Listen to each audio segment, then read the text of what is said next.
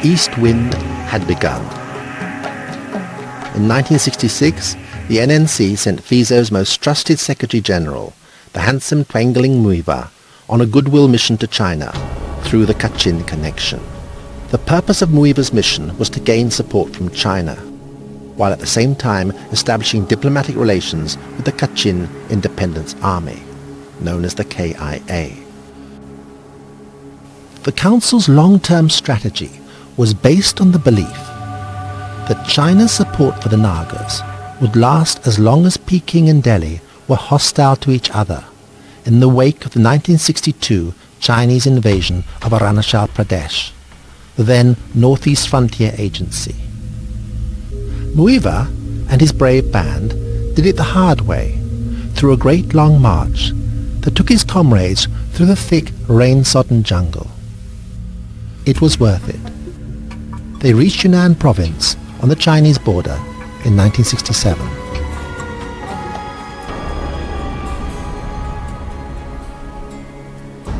The lady was in power, and the era of straight talk had begun.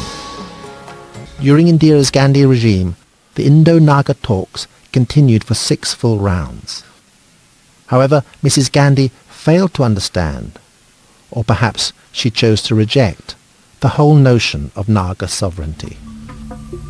Deadlock ensued from October 1967 onwards, and then the Nagas experienced a further blow. We had 6 rounds of talk with the government of India. But after 6 rounds, the ceasefire was made the deadlock. Since then, situation flared up over all Nagaland. So again, fighting started. We demanded sovereignty, whereas government of India said that we will give you protectorate. So we rejected it, and the ceasefire came to a deadlock.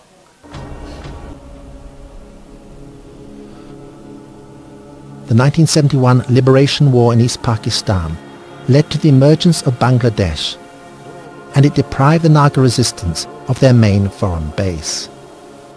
The Indians, insisting on treating the Naga issue as simply a law and order problem, declared on the 31st of August 1972 that the Naga National Council, the federal government of Nagaland, and the whole Naga army were simply unlawful associations under the so-called Unlawful Activities Act 1967. As a result, Nagaland's status was taken from the Ministry of External Affairs and downgraded to a simple internal matter under the responsibility of the Home Ministry.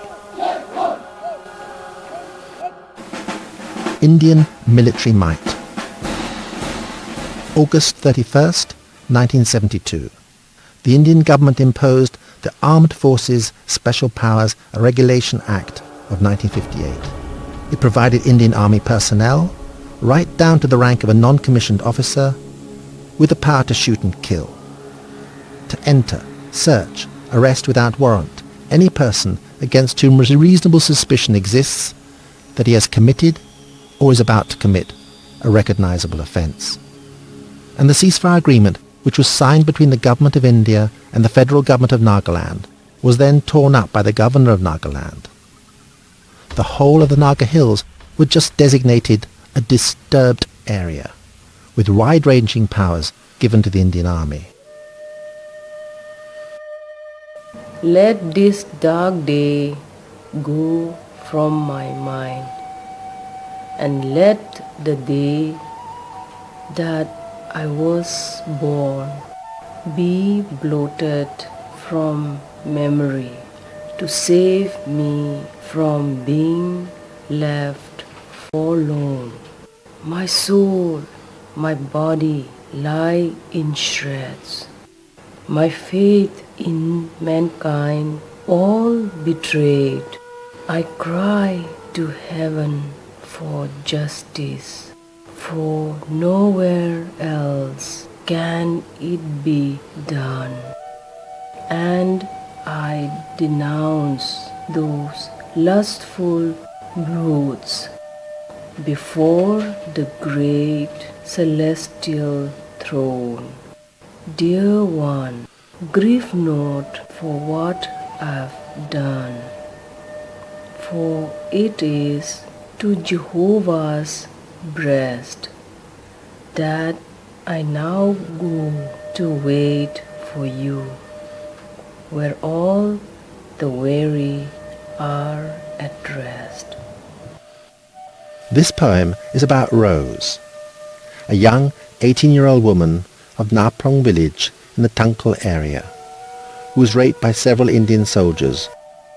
She'd been engaged to a young man of her village, but she committed suicide because she could not bear to live with the memory of her humiliation.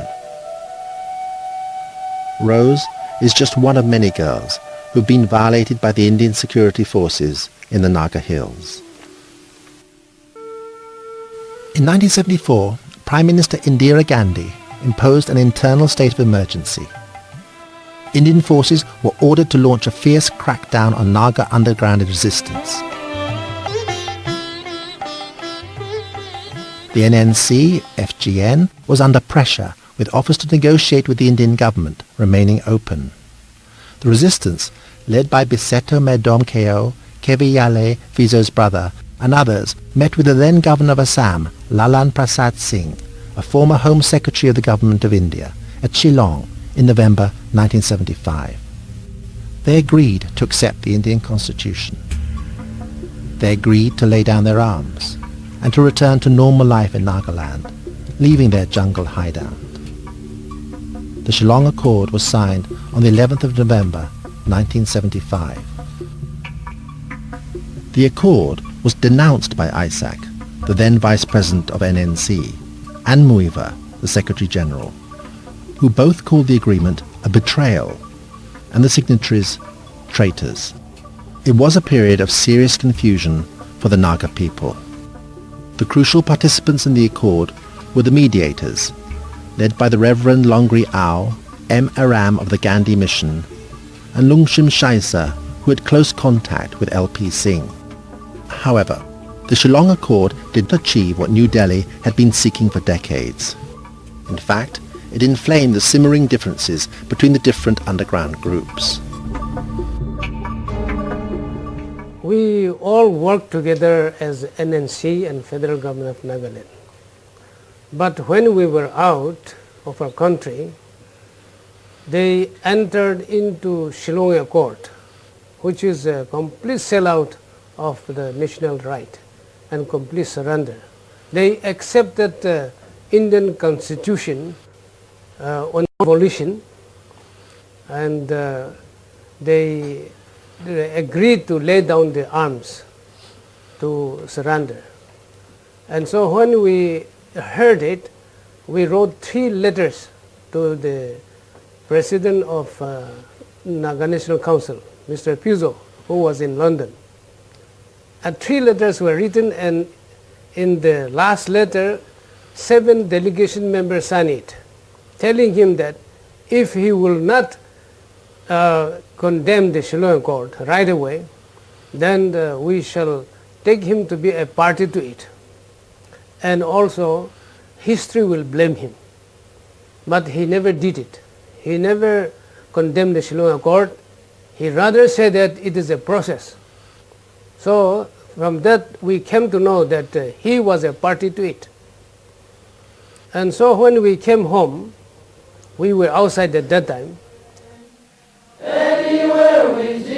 As a result, Muiva and Isaac, a close compatriot who was then in the Eastern Naga Revolutionary Council, the NNRC, area of Burma, with SS Kaplang, a Konyak leader of Burmese origin, together formed the National Socialist Council of Nagaland, the NSCN, in 1980. When the darkling shadow round about me great. The war continued.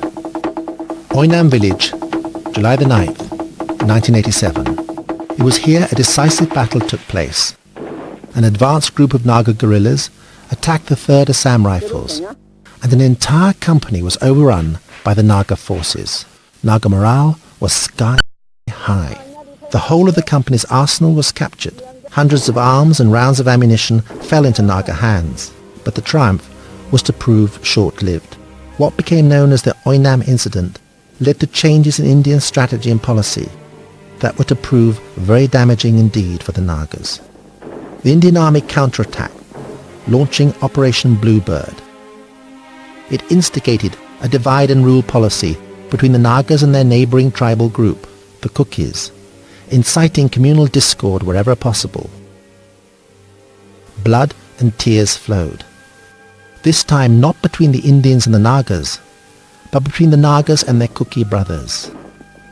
Then in April 1988, the National Socialist Council of Nagaland split into two factions, following a bloody purge engineered by SS Klaplang. He accused Muiva and Isaac of collaborating with the Indian government to renounce Naga sovereignty.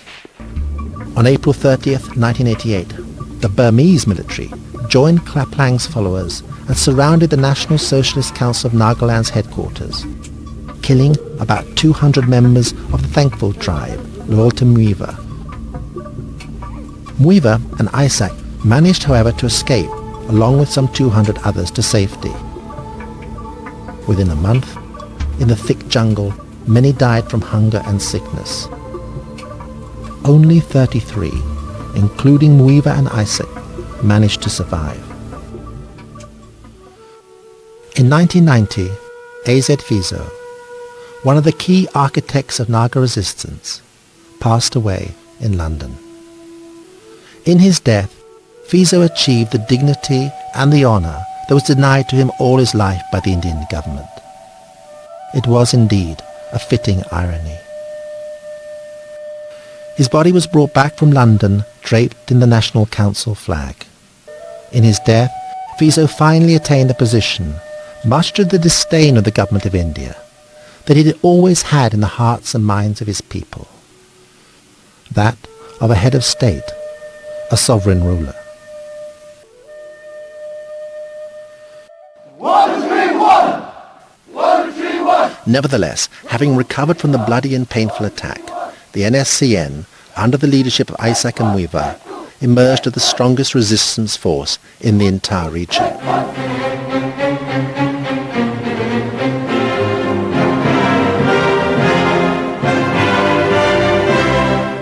And then, following the United Nations International Year of Indigenous People in 1993, NSCN representatives began to participate in various UN gatherings.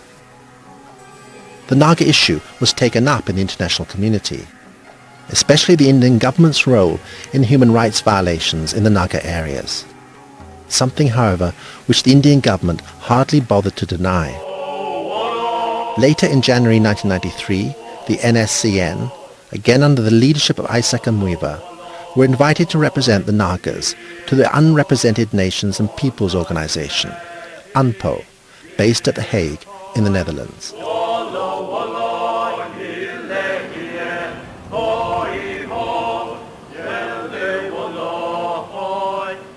In 1997, the then Prime Minister of India, Mr. H.D. Deve Gowda, informed the Lok Sabha that the government had initiated dialogue with the NSCN, Isaac and Muiva, and issued a statement endorsing the peace process on the 30th of May 1997. As a result, on the 24th of July 1997, the NSCN, Isaac and Muiva, and the Indian Prime Minister, Mr. I.K. Gujral, announced a 3-month ceasefire that came into effect on August the 1st, 1997. Peace had come at last.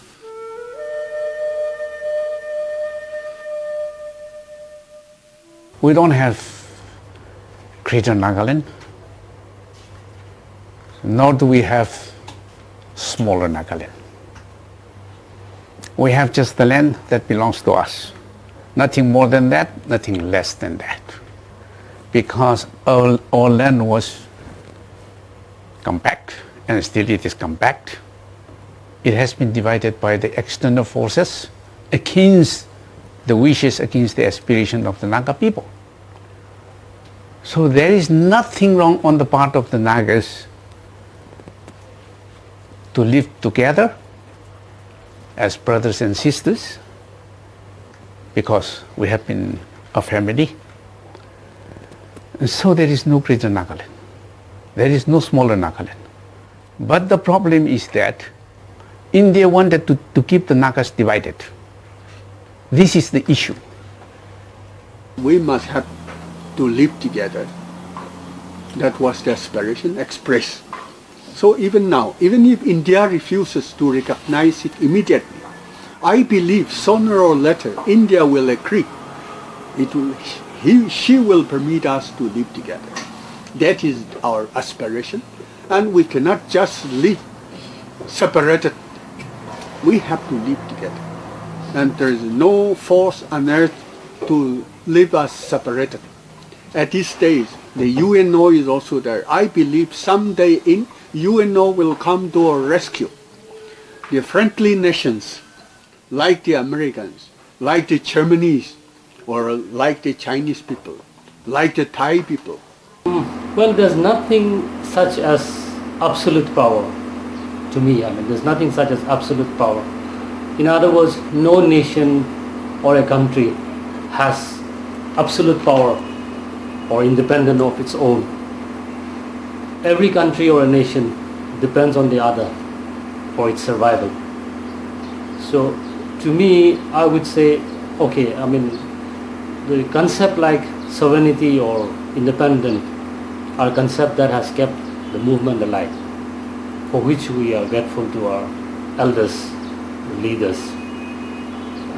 But in reality, as I said, in reality, these are concepts, and in reality, no nation or no country enjoys absolute power. To me, sovereignty or independence would be if we are allowed to determine our future. That's our sovereignty, and that's our independence. The Naga homeland have been divided without the expressed and prior consent of Naga people, and for which in the course of our history our people have been placed in different administrative jurisdictions, and this has become one of very big bone of contention for the Nagas, as well as for those people who fear that Nagas coming together, would be a sort of threat for them. Well, I can only say that this Naga integration, it's actually not even integration, it's a matter of restoring back the Naga homeland to its own original map. In fact, there is no two opinion on this.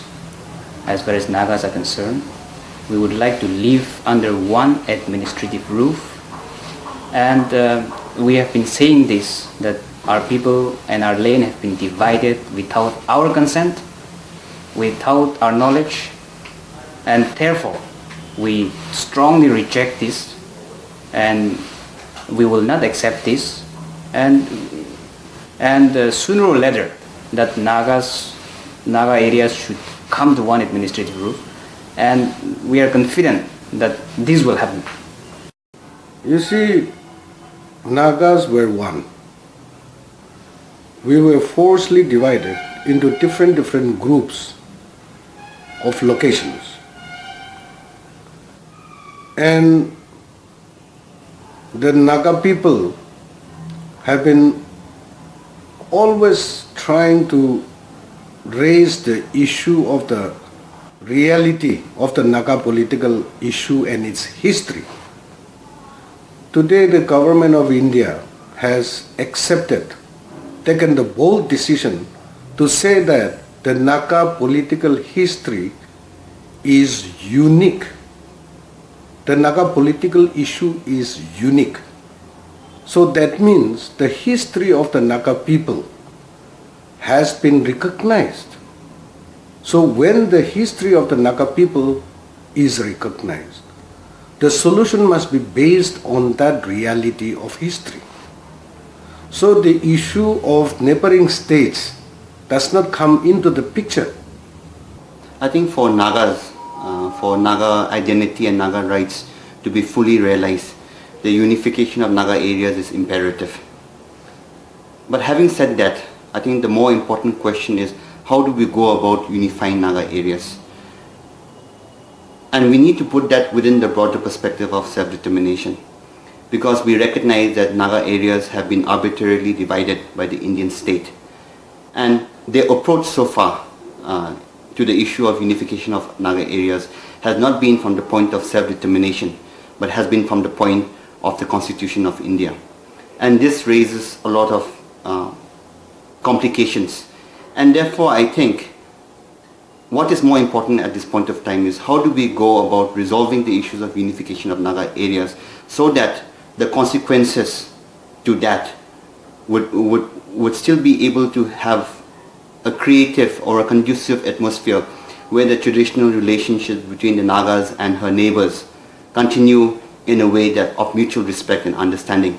Well, Nagas, since time immemorial, we have been having our own land. It's our ancestral land. So when we talk about integration, we are very much for it, especially the mothers. Because why we say we are for it is because it is our home. We feel that our home should not be broken. Why should Nagas, when we have been Nagas since time immemorial, why should we be separated from our families, from our homes? So Naga mothers are very much for our Nagas integration, and we shall stand for it, and we will not compromise. This boundary, which has separated the Nagas into different parts, is an artificial boundary, and we do not recognize it. And we will definitely, one day, we will definitely find ourselves into one family. Though we are disintegrated, outwardly, our hearts, our minds are still one. Emotionally, we are very much integrated. So Naga mothers, we feel that integration should be there, and we will uphold integration at any cost.